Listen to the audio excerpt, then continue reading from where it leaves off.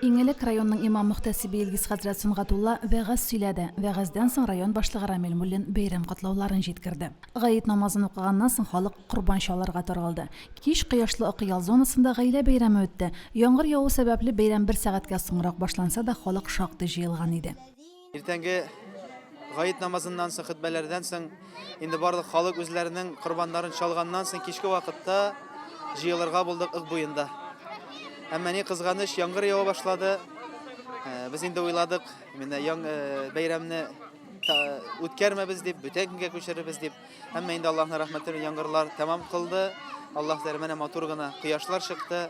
Халык та килде, балалар да килде, яшьләр дә, олылар да. Инде Аллаһның рәхмәте яусын барысына да.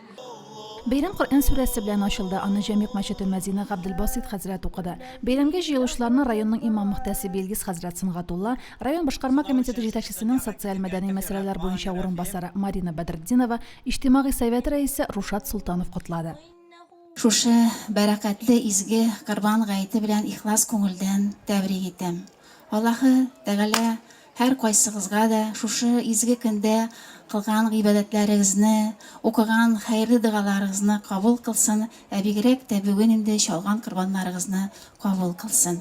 Бүген районыбыз халкы барлык мөселман дөньясында халкы кебек Корбан бәйрәм итә. Шунысы куанычлы, соңгы вакытта халкыбыз иманга кайта кебек миңа калганда. Чөнки моны мин шуннан чыгып әйтәм, мәчетләребездә намазга йөрүчеләр һәм шунысы куанычлы арасында яшьләрнең шактый булуы, өлкәннәргә караганда күбрәк булуы бу инде куандыра торган хәл. Куандыра нәрсә өчен? Чөнки иманга кайту ул, димәк, тыелганнардан тыелып, кушылганнарны үтәү дигән сүз. Мен карта yaşından düşkенке. Мен 90'da хәзер. Кешеләрне күрәсем килде, карта yaşında ятып гына җәннәт түгел бит инде. Кеше күрәйм, мәҗлесендә күрәйм бит инде. Ярышларда катнашасызмы соң? Катнашам, бер елны булганда катнашып бүләк алып киткәнемме? Балалар Коръән сүрәләрен яттан сөйләделәр. Казан кунагы Рузил Ихсанов мөнәҗәтләр укыды. Бәйрәм уеннар, спорт ярышлары белән үрелеп барды. Хатын-кызлар һәм ир-атлар аерым мәйданнарда көч сынаштылар, күңел ачтылар. Ир-атлар арасында көч, гайрәт таләп итүче милли көрәш, кул көрәше кебек ярышларга игътибар зур булды. Хатын-кызлар нигездә җитезлектә ярышты.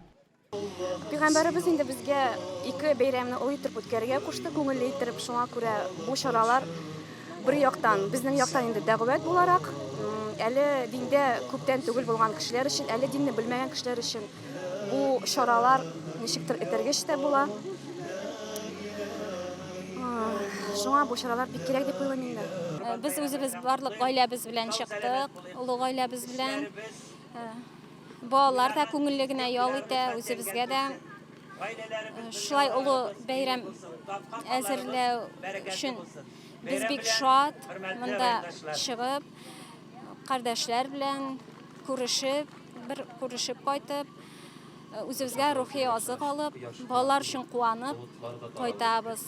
Мөслимдә Корбан гаетендә беренче тапкыр катнашам һәм мин мондагы бәйрәмгә бик хушландым. Чынлап торып та бик профессиональ рәвештә төпләп оештырганнар, аеруча балаларга мәйданчыклар, анысы көрәш чаралары, ашату, эчертү, бераз гына менә теге килен кунаклар белән аралашу чаралары, конкурслар, уеннар каралган.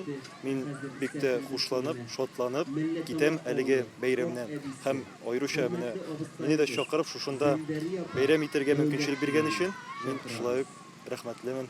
Нәниләр Жигули атта компаниядә йөреп рәхәтләнде, сәүдә мәйданчыклары эшләде. Теләгән һәркем учакта пешкән карабыдай һәм пылау белән сыйланды. Римма Авзалова, Динар Минхаҗев, Мөслим телевидениесе.